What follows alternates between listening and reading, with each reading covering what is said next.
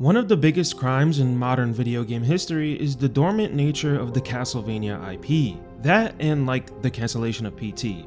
Thanks Konami for both of those. I'm not just saying this out of bias either because I'm a big fan of Castlevania. Castlevania has always had some of the finest concept art and music in video game history. When a Castlevania game released, it really mattered. It was special. It didn't just matter for Konami or for fans of Metroidvanias, it mattered for fans of video games. If you want to be generous, you could say that 1997 to 2008 was the golden age of Castlevania. There were tons of high quality games and a few pretty alright ones, but if you really want to narrow it down, I would argue 2001 to 2008 was the true golden age of the series. This is when we got two trilogies of amazing 2D Metroidvanias, one on the Game Boy Advance and one on the DS. These two trilogies continued the legacy that was started by Big Daddy Symphony of the Night. And many of these games weren't satisfied just doing the same thing over and over and over again. They often had their own unique spin to the genre. We also got the Dracula X Chronicles, which I really liked, and from what I played of Lament of Innocence, it wasn't bad. And again, this art, man, this art! I know concept art doesn't necessarily equal a good game, but it just shows effort and passion and love, and I can just never get tired of looking at these pieces. Lords of Shadow came out in 2010 and spawned two sequels. I never played any of these games, but it seems like the general consensus is that the first one is a pretty decent game, and the next two are ass cheeks. So that's it. Seriously. It's been 11 years since the last Castlevania game. It's been 16 years since the last 2D one, and for my taste specifically, it's been 17 years since the last 2D Metroidvania in the series. It's really brutal, man. For years now, I have put off playing Order of Ecclesia, the last 2D Metroidvania in the series. This was always the last one I had to play, and I avoided it for two reasons.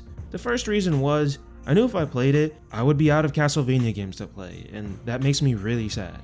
The second reason is, I've actually heard tons of mixed things on this game.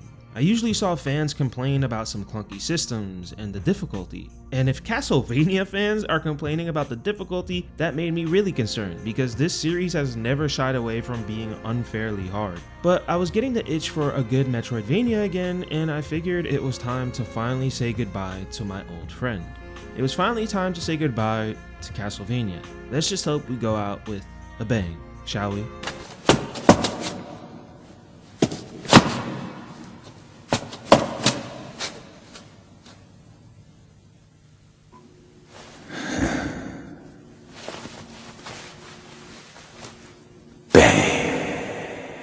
Right off the bat, I love the change in art direction. For a while, Castlevania had a dramatic and romantic art style. Character designs always felt over the top, but not in an anime sort of way, more like, oh, this belongs in a museum or an opera sort of way. Until Dawn of Sorrow. Then they just did go with the anime aesthetic. Just look at the difference in box art from its predecessor. I don't hate Dawn of Sorrow's art style. The cover kind of reminds me of some random 90s anime flick I would find online. Like maybe you would see this in a movie rental shop and you would ask your parents to rent it for you because it looks innocent and fun, but then 42 minutes there's an essay scene.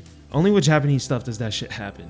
But it's when we get to Portrait of Ruin that I find the art kind of I don't really know what they were thinking with this Disney XD JetX ass design.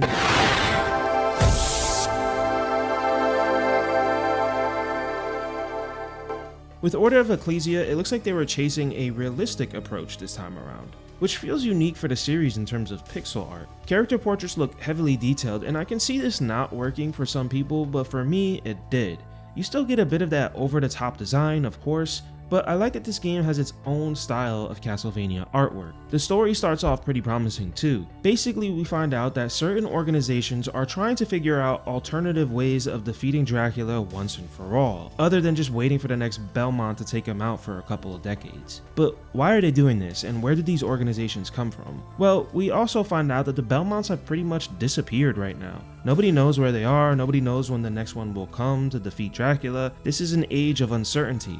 One of these organizations is named the Order of Ecclesia, and they have a special weapon known as the Dominus that can destroy Dracula's spirit once and for all, which they have contained in a special vessel.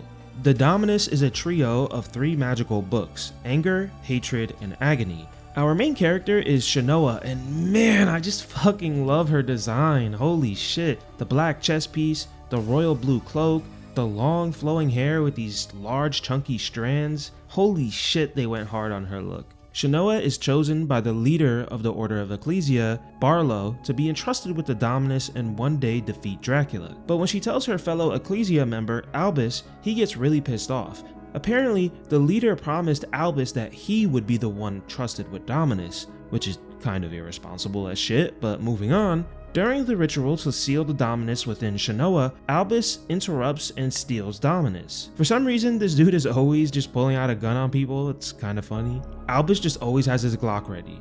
They even show him with this gun in the intro cinematic, which is hilarious. So his interruption messes up the ritual and it ends up hurting Shanoa, which gives her amnesia, aka video game's favorite affliction. But she doesn't just lose her memories, she loses her emotions as well. At least they took a somewhat unique approach for the amnesia here. So that's basically the setup. We gotta chase down Albus, beat him up, get the Dominus back, defeat Dracula once and for all.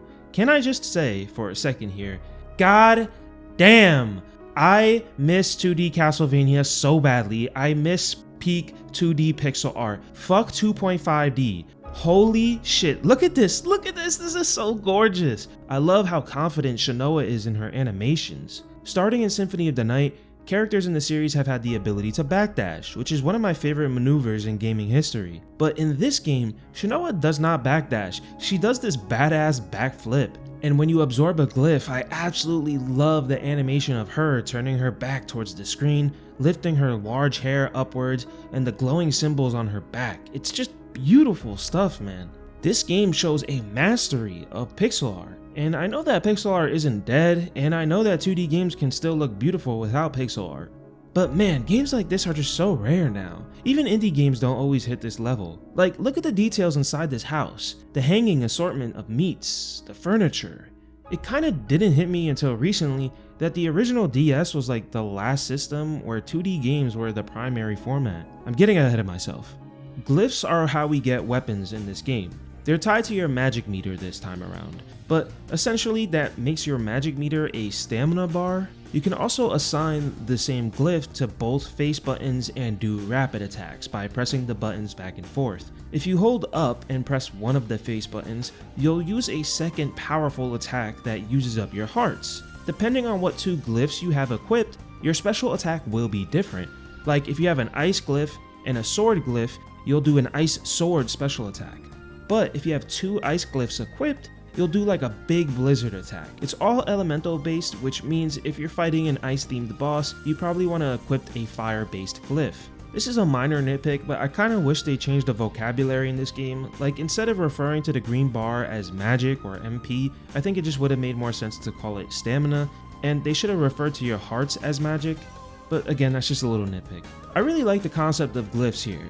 It's fun to absorb them and experiment with the different combinations. If you're struggling with a section, it's most likely because of your glyphs. Glyphs are also how we get our fancy Metroidvania powers here. The red ones are usually the exploring powers, the ones that let you see more of the map. The first red one we get is this cool magnetic field which we can use on metallic points and send ourselves flying. Immediately when we get it, it's already put to good use. I know it's kind of the same thing as a grappling hook, but I just like the way it feels better. Sometimes a gameplay mechanic doesn't actually have to be 100% unique, it just has to feel unique on how you execute it, and it's used pretty well during bosses too. Like this first one here on the prison island against this giant skeleton. We have to use the magnetic points to fling ourselves up and around the boss. It kind of reminds me of the second boss in Donkey Kong Country 2, when you have to jump on those grapple points from left to right and back. There's also another boss in the lighthouse which chases us up the lighthouse, and we need to use the magnetic points to outrun him. This is the first boss in the game I kind of struggled with because he actually isn't tied to like a fixed HP bar. You have to damage him enough to just keep climbing up the lighthouse. But I just equipped 2 axe glyphs and memorized his pattern, and that was basically enough for me.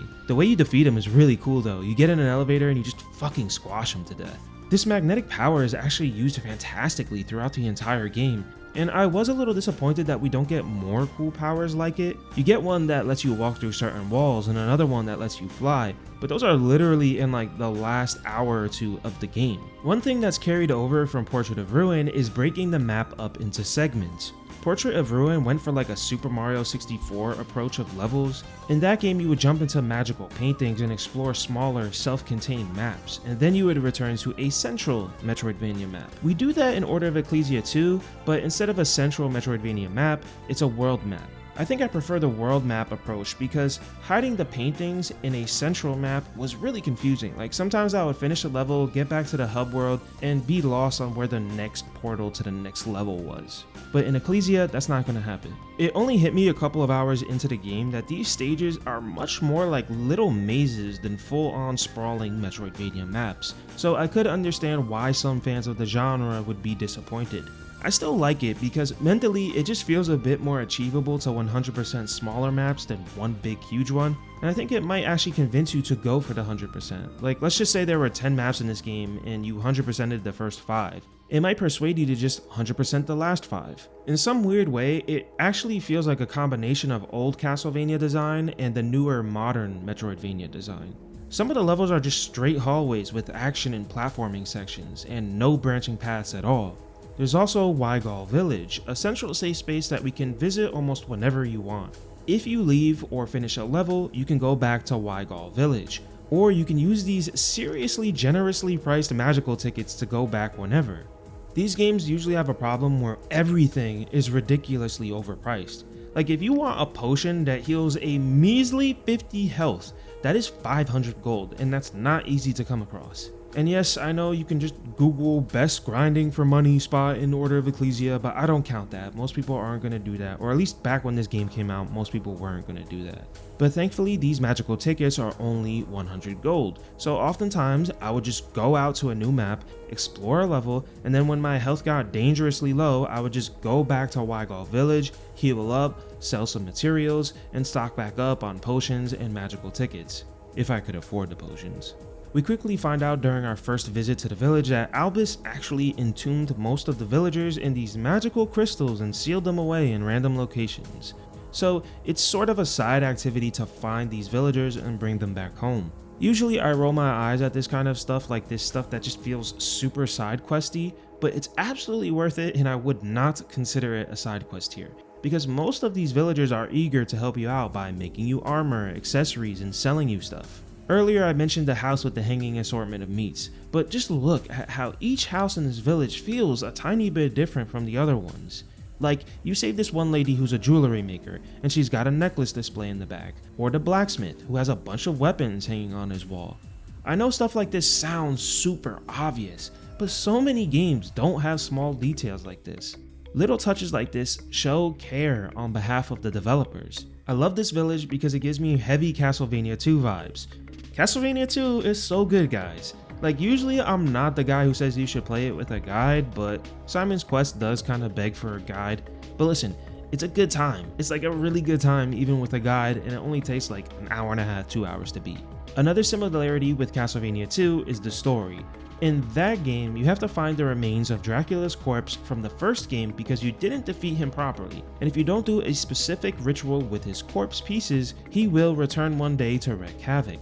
Kind of a crazy story when you think about it. In Order of Ecclesia, after finishing a few levels, we often bump into our gunslinging boy Albus. He teases us, gives us a piece of the Dominus. He then tells us that the Dominus is made from the remains of Dracula himself. So then we go back to Master Barlow, the leader of Ecclesia, and he confirms the rumors. He says that yes, Ecclesia was entrusted with Dracula's spirit contained inside a powerful vessel, but no matter what glyph or weapon they tried against his spirit, nothing would vanquish it. So finally they tried to fight fire with fire and created a glyph from Dracula's remains, the Dominus.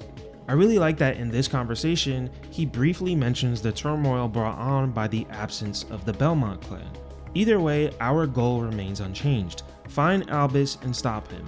Except this time, Barlow says it's okay to kill Albus, whereas previously he wanted us to not kill him. Overall, the levels are really nice to look at, like this water area with the floating boxes and the PS1 looking waves in the background.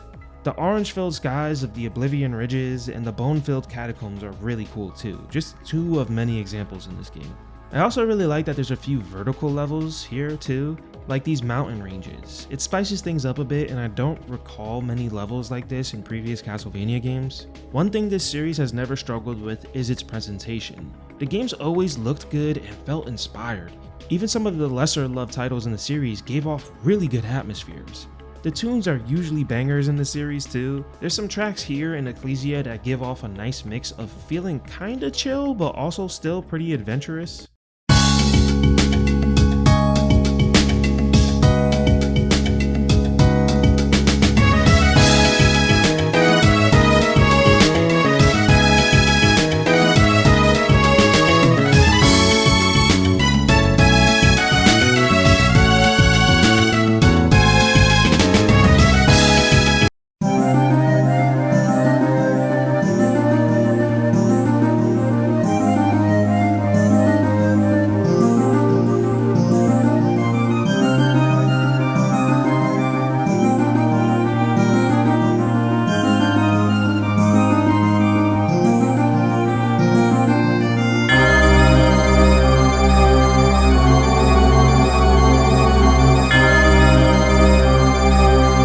So we're in this cycle of going through a small action platforming level, going through a slightly bigger, almost Metroidvania map level, discovering a boss, defeating the boss, talking to Albus. After we do that a couple of times, Albus keeps the third and final piece of the Dominus for himself.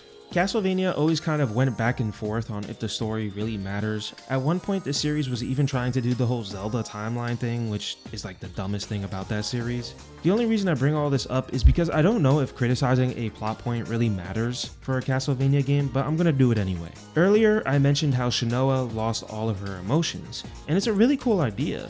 But we don't actually see Shinoa too much before the incident, so we have no idea of how she was with her emotions. We don't know if she was funny or kind, tender, thoughtful, mean. We don't know anything. We have no previous version of her to compare her to. It would have been cool if we got a couple of flashbacks to see her express herself some more and see what she actually lost. After Albus keeps the third piece of the Dominus for himself, this is when we start to hit what feels like the last stretch of levels. The game starts us off in the middle of the map, but we slowly start doing a counterclockwise route starting near the bottom left of the map. For some reason, this swamp area gave me the hardest time in the game. It's just a straight hallway, but the amount of enemies both on the ground and in the air were really obnoxious. And there's these little water patches that slow you down too. I had to brute force my way through the swamp, and after that we get to the Mystery Manor to finally confront Albus one last time, finally ready to kill him. And you see, I fought him a couple of times and I died. And this is when my spidey senses started tingling. The Castlevania Metroidvania games all do this thing that really fucking annoys me. Basically, the game is setting us up for a final boss battle, and if you win, you get a really shitty and unsatisfying ending. And then this is usually the part of the game where you have to do one of two things. Number one, you go back into the game and start exploring every single corner of every single map and see if there's any optional routes or secret rooms containing a secret item that might help you get a better ending. Or the second option, because you're a normal fucking human being with a job and responsibilities and limited free time to do things like relax with a video game, you pull out your phone and you look up the answer. Usually the answer is really obtuse. Like in Portrait of Ruin, you have to find a purification spell to turn 2 possessed girls back to normal, which unlocks the final stretch of the game. Luckily, Order of Ecclesia makes it super easy this time. All you have to do is find every villager in the game. And listen, I am not one of these guys who tries to 100% every game I play, and I still found 9 out of 13 villagers, which means all it took me was like 10 minutes with a guide to find the other 4. And because of the really affordable magical tickets, I could go back to the central village and just fast travel to the next level to find the next villager immediately. I swear it only took me like 10 minutes to find the rest of these guys. It is really easy in this game, thankfully. There's no fucking mystery here. It's not like in Symphony of the Night where you need to wear 2 special rings in front of a clock to open a secret passageway and fight Maria for her to give you the holy glasses so you can see the orb possessing Richter. Like, I'm sorry, I love Symphony of the Night, but shit like that just annoys me. It's like, it just screams 90s game design where you either needed a gaming magazine to tell you that secret or you needed to go online. It's just annoying.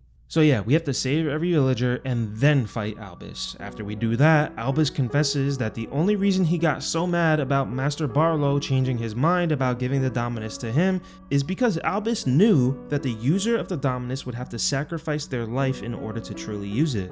So Albus was actually trying to spare Shanoa of that duty. He wanted to save her life. Albus and Shanoa were dear friends, almost like siblings, having joined the Ecclesia very young. So even though Albus was trying to save her, Barlow saw that Shanoa would actually be the better vessel for the Dominus and changed his mind, which is why Albus interrupted the ritual in a fit of rage. This is actually a pretty cool plot twist and I like this. I don't know if it's just because I was feeling sentimental that I knew this would be one of the last Castlevania games I would play, but I actually like the story in this game. I think it's pretty cool. After we defeat Albus, we absorb the third and final piece of the Dominus, which lets us sometimes communicate with Albus even though he's dead. Albus tells us that Barlow has been lying to us, so we go back to Ecclesia headquarters and we fight Barlow in a really cool boss battle. I love the way he yells during one of his attacks. Who raised you? You! Stupid disciple! Light! Light! It's so dramatic. I wish more bosses had voice clips like this, but to be fair, most of them are just giant monsters, so it would probably just be like roars and stuff. After we beat Barlow, he pathetically crawls to the container holding Dracula's spirit and releases him, which unveils the last level for us to explore, Dracula's Castle. I absolutely love this little twist because if you've been a fan of these Metroidvania games in the series, you're probably disappointed with how small the maps in Order of Ecclesia were.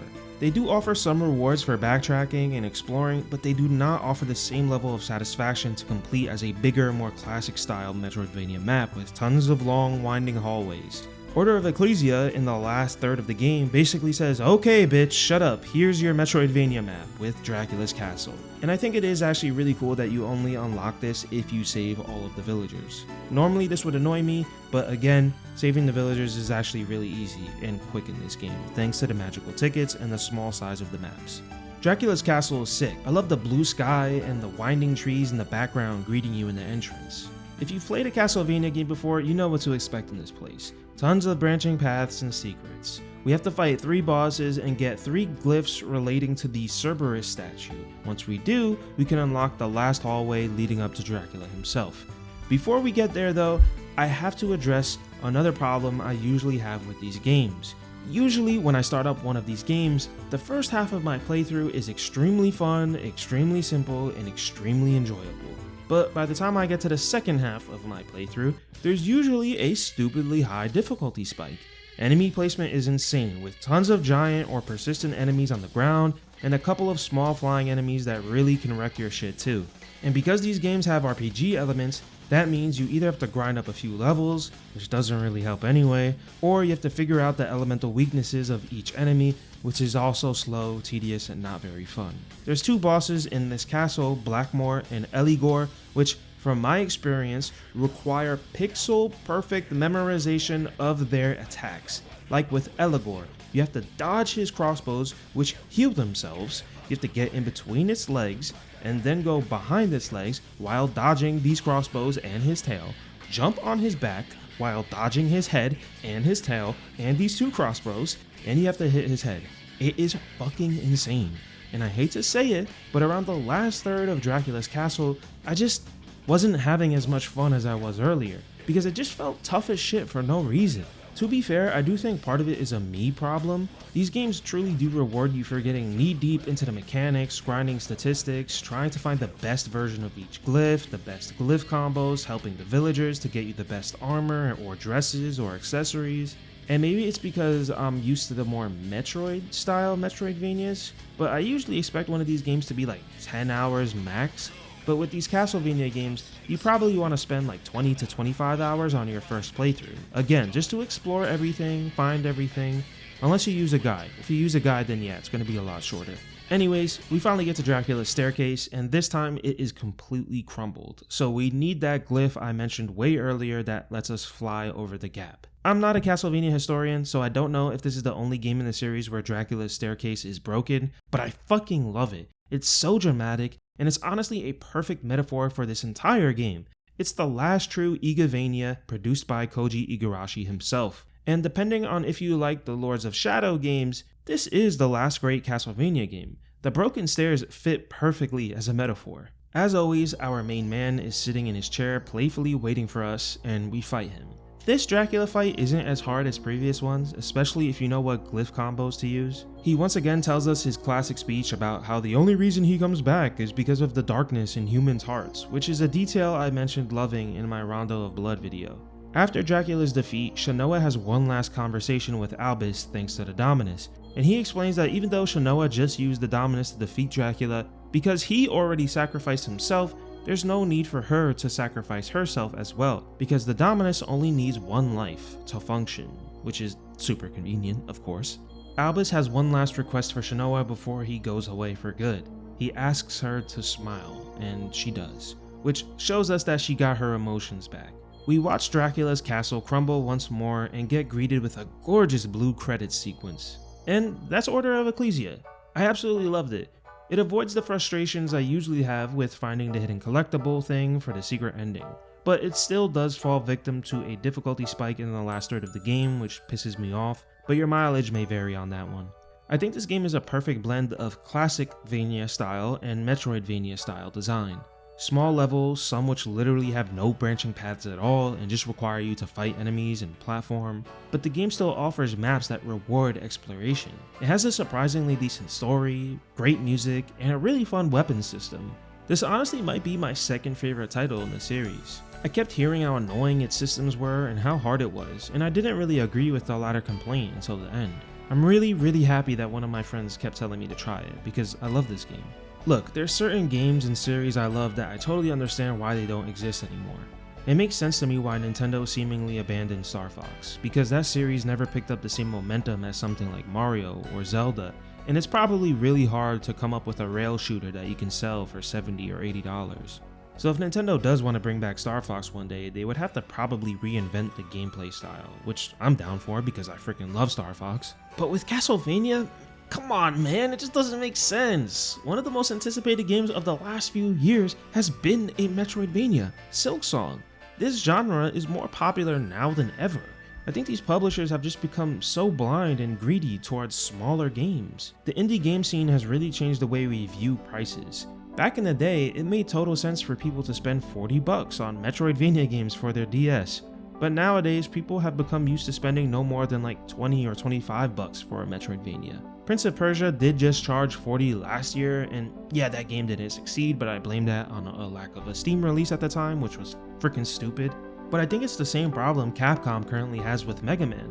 Back in 2008, they had no problem charging $10 for Mega Man 9. But nowadays, I think they just look at $10 like it's chump change, like it's not even worth it. They probably don't want to sell us Mega Man 12 for anything less than $40 or $50. But it's hard to convince people to spend that on a 2D action platformer you can probably beat in 4 or 5 hours. Castlevania has always had iconography, music, and set pieces that were at the top of its genre. Sure, some games age better than others, but even with those lesser loved games, it's hard to argue that there wasn't a spirit and artistry unmatched by many of its peers. This series is so special and beautiful, man. Hell, one of the biggest compliments I hear people occasionally mention about Bloodborne is how it reminded them of a 3D Castlevania game. And the castle portion of Resident Evil 8 kinda gave me those vibes too. Even if Konami didn't want to do another 2D game and they wanted to do like a 3D action game again, I think that could really work well as long as you put it in the hands of some talented fucking developers and not the people who made the worst 2D Metroid games. Yes, I said it. It's true. It's a weird conversation for me to start because I actually do wish more series would just end and go away forever. Like, would I be excited at the idea of Portal 3? Yeah, of course. But there's something so confident and cool about Portal having 2 banger games and then just leaving. I think it all depends on how you go out. Castlevania didn't have an awesome mic drop moment. It didn't bow out as ceremoniously as it deserved.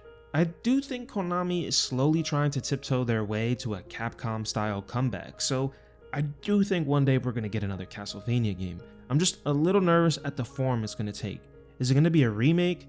Because if you remake a 2D game, I personally just don't think that's necessary.